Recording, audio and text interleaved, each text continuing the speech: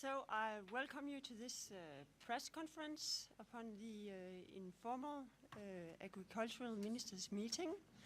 And firstly, I will pass the floor to the chair, Mette Gjerskov, please.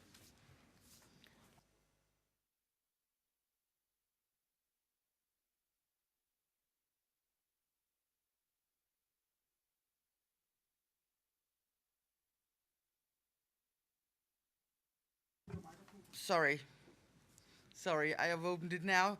Today we've had what I would say was quite a successful meeting, although it was slightly untraditional in the Agricultural Council, because I invited my colleagues to participate in a green think tank with the idea to develop and to discuss visions for a greener future.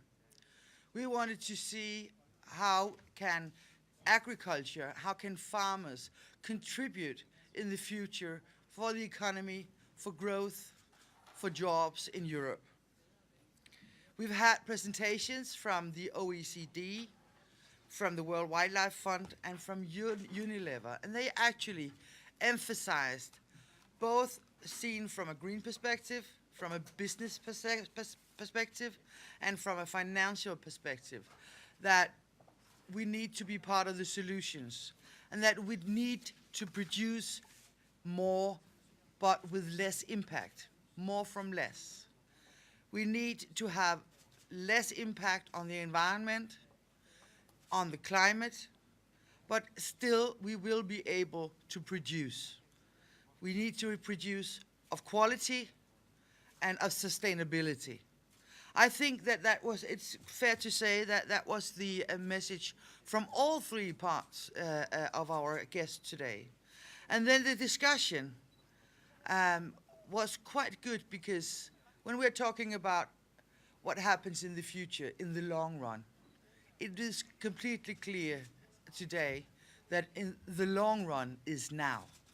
It is now we need to act if we want to be part of the solution and not part of the problem. And that is what the greening of the CAP is all about. That is what the future CAP is all about.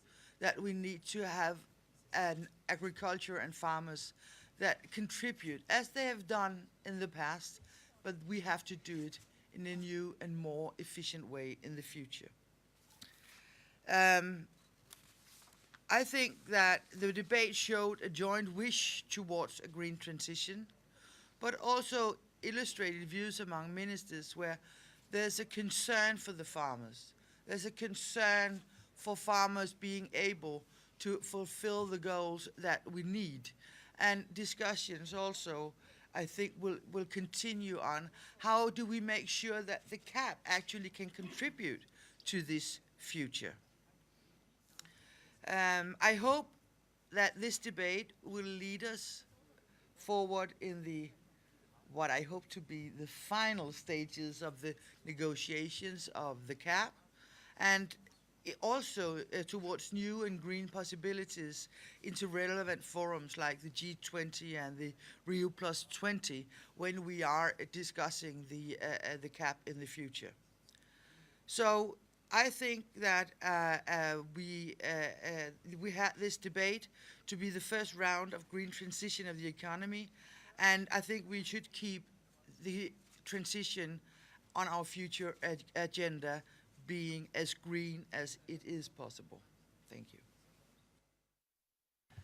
Merci. Thank you. First of all, I would like to congratulate Mette and the Danish team from the presidency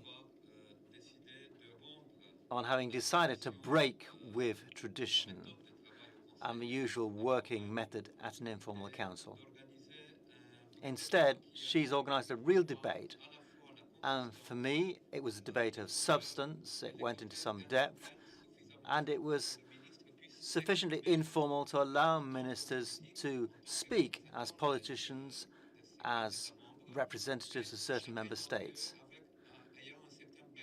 each of them from their own background. I think we've been able to have a discussion on that basis, which has enabled us to go beyond what usually happens at an informal council when you go around the table and where the discussion is more official, with the help also of some speakers from outside with a different point of view, from business, from the NGOs, and from the economic analysis community. We've been lucky in the presidency's choice of moderator. He was well prepared and he managed to provoke people into speaking up, and quite a bit came out of that. So, green growth. It's not just at the heart of our concerns amongst political decision makers in Europe, but also it's at the heart of what the CAP wishes to do, which is already doing, though it's not talked about enough perhaps. We need growth in Europe. We need growth in agriculture especially, knowing that the demand for food is increasing, not just in terms of quantity, but also in terms of quality and diversity. All these are important aspects. In terms of quantity, we need to produce more food everywhere in the world. In terms of quality, it's clear we can't fail to meet food safety standards which respect health, but also in terms of diversity, we have to cater for that too. How can we get past a way of eating which is not rational, that leads to obesity and other health problems? So when we talk about producing more, producing better, we also need to produce in a way where we manage well our natural resources. And we can't separate out these issues artificially.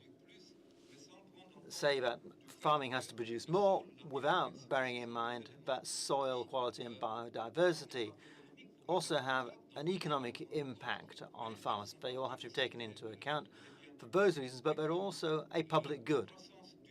So, sustainable growth in agriculture and the agri-food sector means being able to integrate the economic, environmental and social dimensions, all from the point of view of sustainability. All these issues came out well in the debate. Also, the challenge ahead of us in reforming the CAP and all the decisions which will have to be taken after the reform. These questions came up during the debate too.